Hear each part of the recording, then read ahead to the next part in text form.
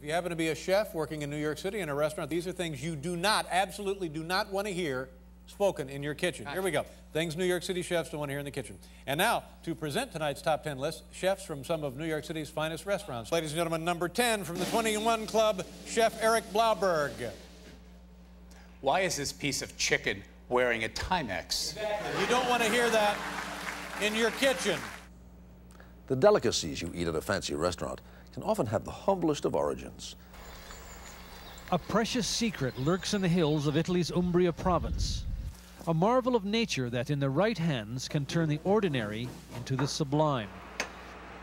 Truffles. The best truffles in the world. And that's praise indeed, considering the source. Erik Blauberg is considered one of the best cooks in America, the chef of 21, one of New York's most prestigious restaurants. The best way to eat this is just slice it fresh off, right off the truffle, place it on a salad. You can serve it with fish, meats. It's great with just about anything. The round of the truffle, I find that it turns out to be the better truffle, and that it's not full of wormholes. Like this truffle is perfect, and also that the truffle is very firm. The firmer the truffle, the fresher the truffle, and the better it is. So this is perfect. The maturity is fine. The aroma is great. You'd have to have been there to know, but since you weren't, take the word of the American expert. This is the way to eat truffles. Or you could pay quite a lot of money to have them served in a most elegant way on a dish prepared by the master chef. This is a lobster, cauliflower, truffle risotto, and here we have a black... You know, throughout the years, I've cooked with some of the top chefs of the world on the show. So when we decided to make a special breakfast, this one for Joy, this Mother's Day, I called Erik Blauberg from the 21 Club and asked him for some help. Take a look at this.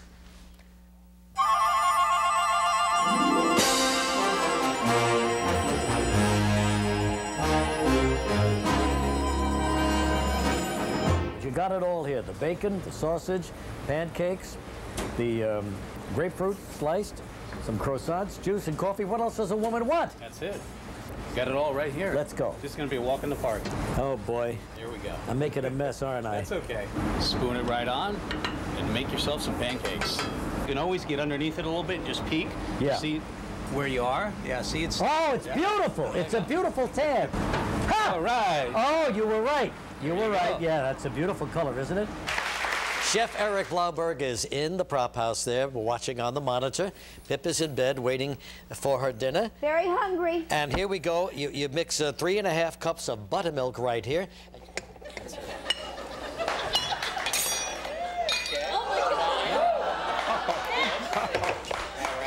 I got to do this real quick or else it will harden. Stirring motion. Haven't worked alone in 15 years. And I'm getting to like it.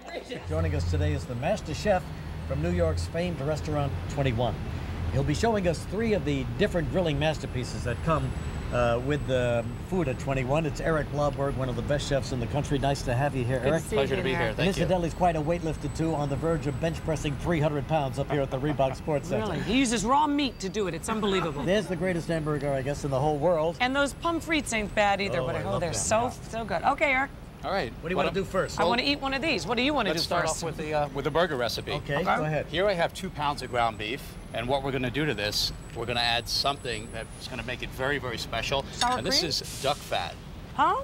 Duck fat? It's duck fat. Wow. And this is something that you can get in your grocery store. Just ask your butcher if you don't see it on the shelf. So we want to add a little bit of that. That's for flavor? That's for flavor. And it keeps the burger moist. So if you cook it well done, it'll be nice and moist for you. Here we're going to add some fennel to it.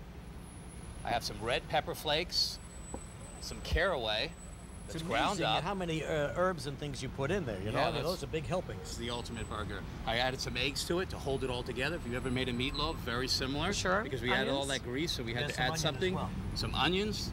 Okay. You want to just mix that up. And what you want to do is you want to make a tight ball here, and then you want to pat it down and just go like this with your hand, and there we have it. Perfect shaped burger. I can't keep these gloves on. You want to cook it for about 4.5 minutes on each side. 4.5 minutes on each side, and that makes it what? Sort of. That's a medium rare temperature. Yeah, if you right. let it go longer if you like it more well. Plus, Chef Erik Blauberg from the famous 21 Club serves up a quick and delicious savory stew. All next on Live. to make a quick and delicious 10-minute winter stew. You know, sometimes it takes 4 hours to cook one of these things. Well, here's the executive chef, Erik Blauberg from the famous 21 Club. Okay, Erik, here's the meat.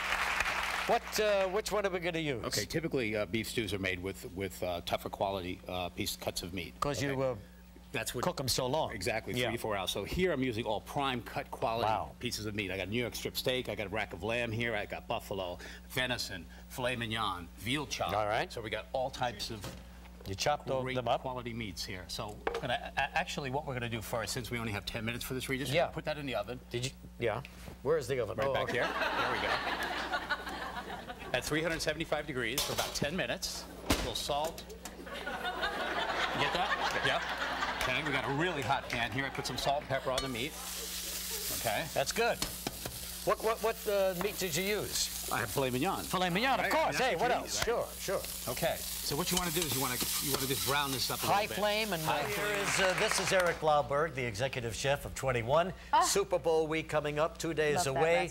Pippa loves to make guacamole. A lot of you do. Here's how they do it at 21, one of the finest restaurants in the world. All right, so this is your learning lesson. Try to remember everything that you're going to learn right here. Mark this, mind. Okay. Okay, now the avocado, the secret to the great wok is the avocado, right? Exactly. Now, how do you know if you have a good avocado? Because I You feel it. You can just sense it. This is a good one. You don't know what you're talking about. Erik, tell us. What you look for, first of all, you want to look for an avocado that doesn't have any blends on the skin. Mm-hmm. Blends? Yeah, different colorations, black, this green. This is all perfectly one color. This one is too. Right. And then when you pick it up, what you do is you just press in with your thumb lightly. With your thumb. Right. See that? And then remove your thumb. If that indentation remains, that's what you're looking for. There it is. Tells you it's ripe. These are good avocados. Okay. So I cut some up earlier. You've already got it all cut up. Terrific. So here we go. So then you just cut it up. Okay, that's the first ingredient. That's the first ingredient. Just kind of stir that up. Beautiful. Look how pretty it is. All the colors, Reed. It's gorgeous, lovely. isn't it? It kind of matches your sweater. Right. Olive oil now? Olive oil. Okay. Have some fresh pepper. I'll just pour this in, give you... There you go. Okay, so there we have our base. Our basic base of what else do we have to do? Now, what you can do with this guacamole, you can turn it into lobster. What is the favorite ingredient? Bacon? Bacon always works. Always bacon. Always. So we can add some bacon in. How about... We have some lobster if you like. If you like lobster. How about some shrimp? Do you like shrimp? Is good. Shrimp is good for Reed. A crab is good too. Crab, yeah. There we go. Well, this could be like a seafood guacamole. Very good. Okay, now what do we do? It's like a meal. Some fresh herbs. herbs. Is it done? It's done if you want it to be. Otherwise, you could just keep going. We have corn. There's so many different variations. And when you put this on a little chip, I just want to taste it and see how good it is. Delicious. Boy, that is very good, Erik. That is absolutely delicious. Thank you. Do it again, kiddo. Thank you. Oh, that's great. Oh, boy. This is really terrific.